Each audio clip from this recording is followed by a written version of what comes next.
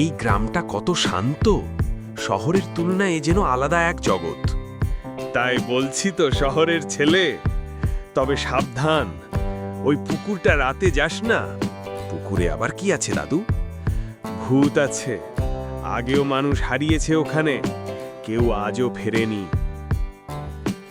দেখ সুমিত, সব শান্ত, ভূত কোথায়? কান্নার শব্দ শুনছিস?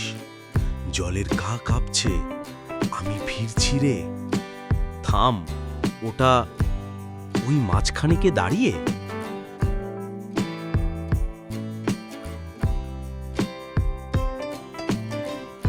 ওটা মানুষ না, পাল্টে রবি।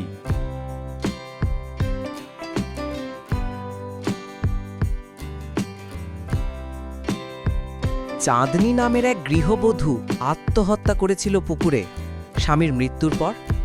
হ্যাঁ, আমিই চাঁদনী। আমার ভালোবাসা ভেঙে গেছিল দেশভাগে। আমি অপেক্ষা করছিলাম কেউ আমার যন্ত্রণা বুঝবে। রবি, ভয় পেও না, এই আত্মা মুক্তি চায়, ক্ষতি নয়। চাঁদনি, আমরা এসেছি তোমার কষ্ট শেষ করতে। ধূপ ধুনো, মন্ত্র, ধীরে ধীরে সাদা শাড়ির নারী উদ্ভাসিত হয়ে দেখা দেয়। এত বছর পর কেউ বুঝলো আমার বেদনা। এখন আমি যেতে পারি।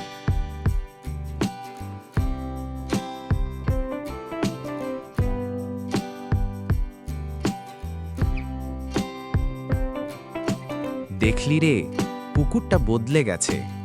হ্যাঁ দাদু, আজ আমি সত্যিই বিশ্বাস করতে শিখলাম।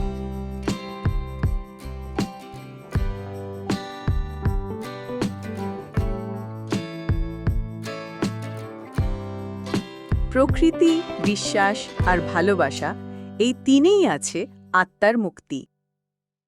চল বন্ধু, আমরা নতুন আবার একটা গল্পের খোঁজে। হ্যাঁ, ঠিক বলেছিস, আবার একটি ভয়ঙ্কর গল্প নিয়ে। গল্পটি কেমন লাগলো? ভিডিওটি যদি ভালো লেগে থাকে তাহলে প্লিজ লাইক, সাবস্ক্রাইব এবং শেয়ার করে দেবে।